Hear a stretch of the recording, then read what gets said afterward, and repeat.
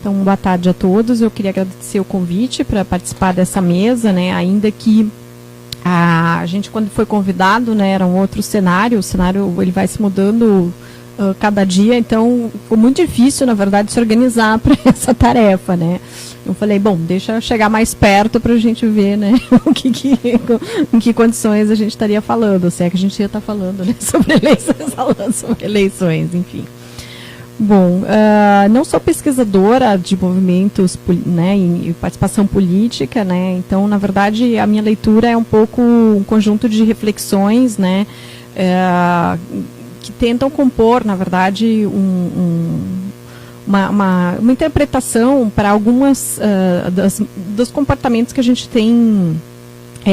acompanhado nesse processo, né, eleitoral, né, que corre no ano, que tem a ver também com a participação, né, desse público todo heterogêneo e que se destaca particularmente num fenômeno que até incomoda, né, no caso, sou professora na cadeira de Sociologia da Juventude, né, que é a evidência de setores largos, né, de jovens, né, com um protagonismo certo conservador, né, e aí qual é o entendimento disso, né, como é que a gente explica, na verdade, né, determinadas escolhas eleitorais e opções por candidaturas, né, de um setor que a gente tradicionalmente tende a associar, né, ao progressismo, né? Então, a primeira coisa é desconstruir um pouco a ideia de que ser jovem é necessariamente ser progressista, né, e estar coadunado com agendas de direitos humanos, né, direitos sociais, mas pelo contrário, né, no movimento da história a gente observa, né, em outras épocas, outros períodos, né, o protagonismo juvenil, movimentos também conservadores. Não gostaria de os reutilizar essa classificação, na verdade, conservador não é bem o termo correto, né? Seria uma agenda diferente, né? Que tem traços bastante autoritários, né? Do ponto de vista na área que a gente trabalha mais, né? Da violência, né? Da conflitualidade, né? Esse é um grande fator social que tem sido, né, identificado, né, na nossa rede de pesquisadores da segurança pública, que tem um peso muito relevante para entender esse tipo de comportamento, né? A gente, na verdade, ignorar, né, o peso político, né, da violência e da criminalidade nas escolhas que estão sendo feitas é um grande risco, né? E cabe a nós, eu acho que é uma tarefa das ciências sociais, né, expor um pouco, né, o que está por trás disso, né? E essa dificuldade tem a ver com o fato de que a nossa formação, né, democrática muito jovem, né, também evidencia, né, uma cidadania muito fraturada, né, muito mal consolidada, né. Na verdade, a gente historicamente, né, está reproduzindo, né, formas de pensar e agir, de se relacionar socialmente, que são um reflexo da nossa formação cultural, né. Então é muito difícil a gente escapar isso, e essa análise ela tem que ser pontuada por essas características, porque do contrário fica muito difícil, né, a gente compreender o estado geral de coisas, né. Então, a primeira coisa que chama a atenção, né, é essa dificuldade do reconhecimento, né, da agenda de direitos humanos, né, como central à nossa formação cidadã. Apesar da gente ter isso ratificado em tratados internacionais, consolidado na Carta Magna, né, a gente vai recuperar o histórico, né, das pesquisas sobre percepção de direitos humanos no Brasil, e fica muito evidente, né, o quanto determinados direitos se sobrepõem a outros, né, numa escala de importância, né. Então, a pesquisa mais recente, né, o que se associa aos direitos humanos, chama a atenção que os direitos do cidadão e da sociedade, ou seja, percepções universalistas, gerais e muito ligadas a direitos sociais, vêm em primeiro lugar antes do direito à vida, né. E às vezes a gente obtém respostas muito contraditórias, né, no sentido de confundir leis com direitos, né, e exigir mudanças sociais que, na verdade, infligem diretamente sobre o direito do outro, né. Então, quando a gente faz esse tipo de análise, né, e aí começa a ficar um pouco mais claro, né, de onde vem, né, esse posicionamento autoritário que, na verdade, é fundamentado numa cultura de violência, né. Teve um estudo que foi apresentado na Ampox no ano passado, em outubro, né, que foi realizado pelo Fórum Brasileiro de Segurança Pública, bastante interessante, que foi uma tentativa de compor, junto com o Instituto Datafolha, né, uma reprodução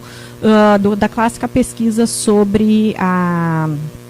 atitude autoritária, as posições autoritárias realizada pelo Theodor Adorno, né, e seus colegas da Universidade de Berkeley, na Califórnia, nos anos 50, né, imediatamente após a Segunda Guerra Mundial, por ocasião, né, do fim, né, do nazifascismo na Alemanha. É um estudo, né, de atitudes que usa escalas, né, que foi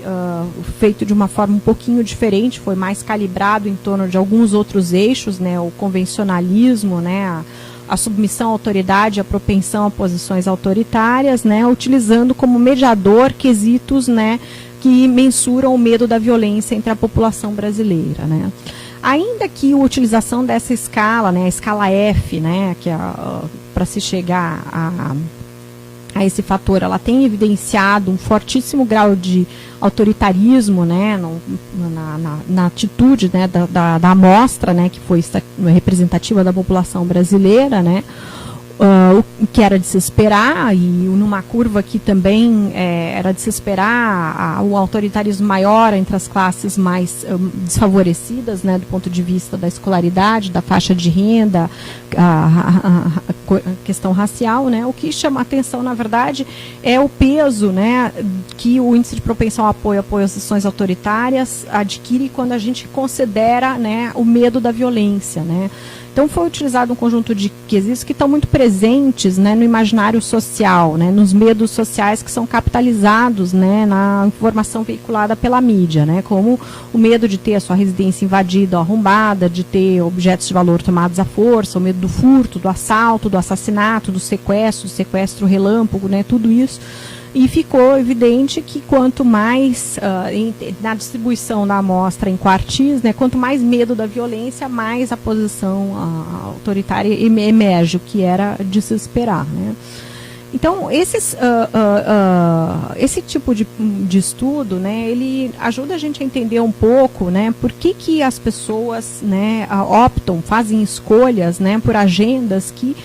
são contraditórias no sentido de que a gente vive numa democracia, né, e tem direitos que estão previstos constitucionalmente, né, que não são reconhecidos, né, como para o conjunto da população, né. Essa cisão, ela é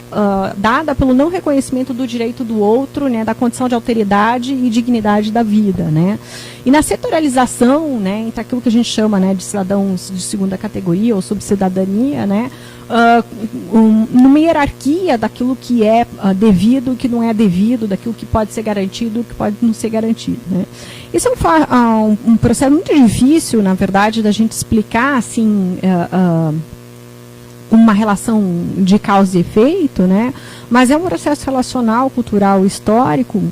que tem a ver com a dificuldade que eu vejo, né,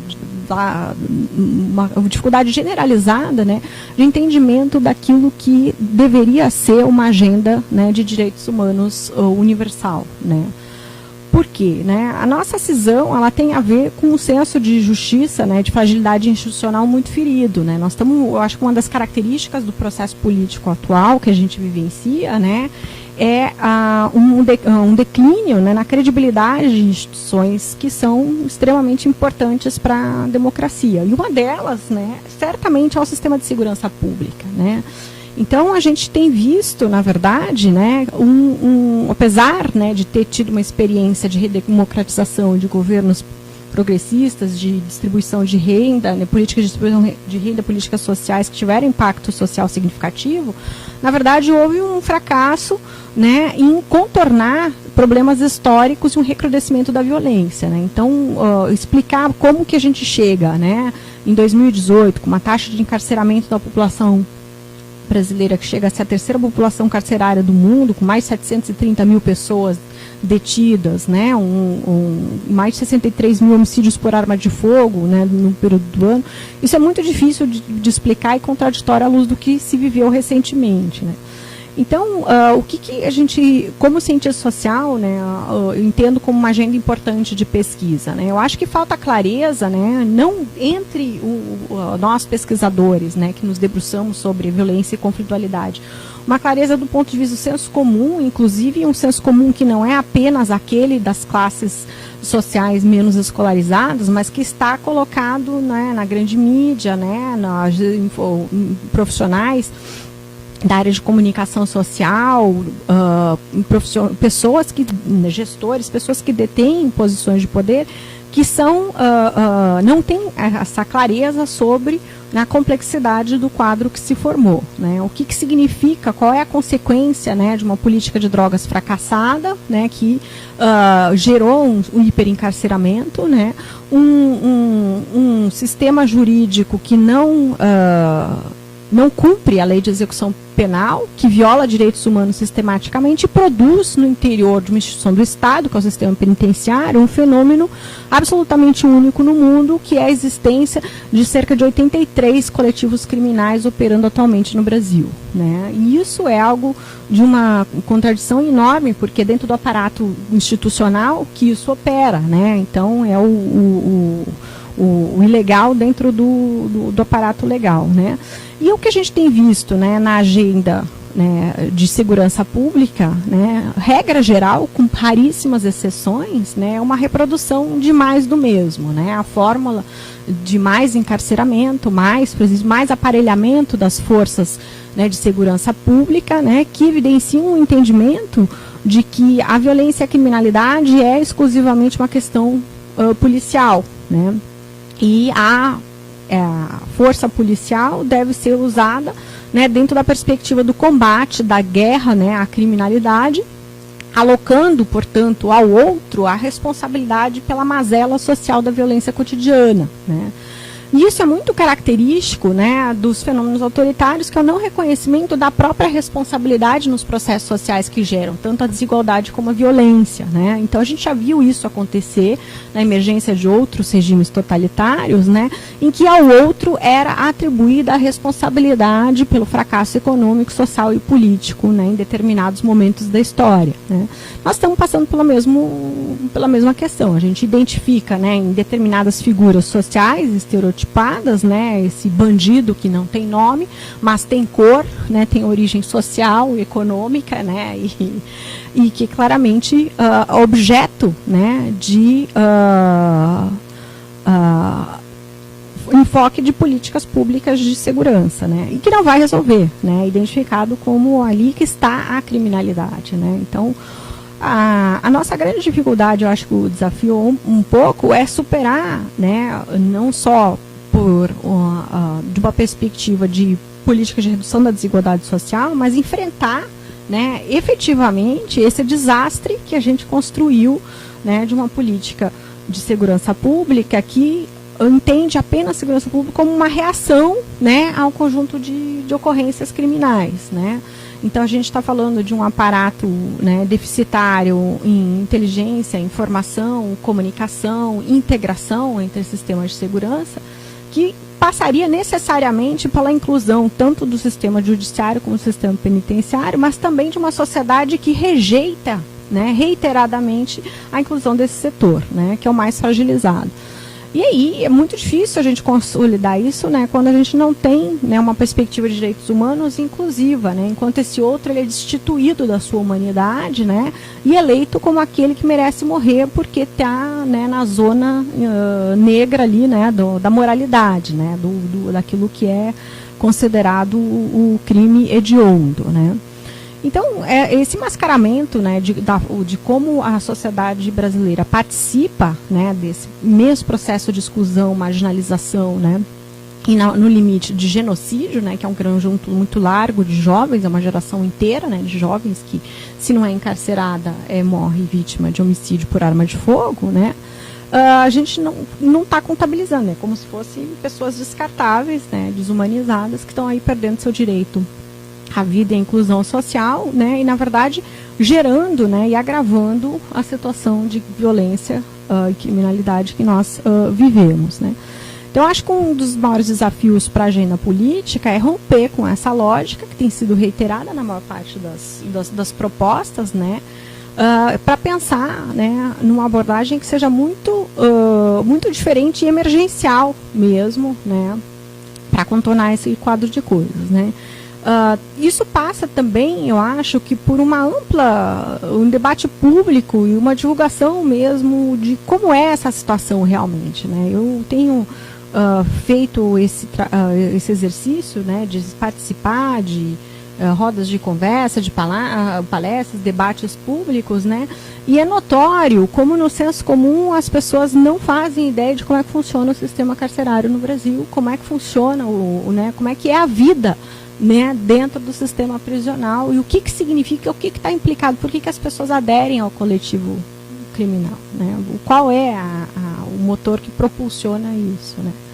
E é inimaginável para as pessoas em perceberem que essa adesão tem a ver com uma questão de sobrevivência, né? E é uma espécie de luta por um espaço de poder que é aquele que lhes é designado, né? Essa é que é a grande contradição. Então, eu concordo muito com a tua interpretação de que,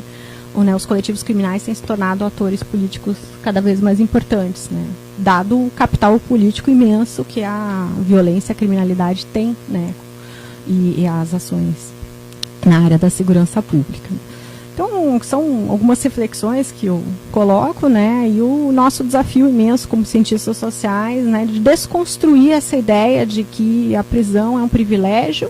né, onde as pessoas vão ter um abrigamento do Estado com todas as condições, com, né, bolsa presidiário e tudo mais, e que isso é algo que não é direito, né, do encarcerado, né, de ter condições de existência dignas, né, no cumprimento legal da sua pena, né, da sua sentença.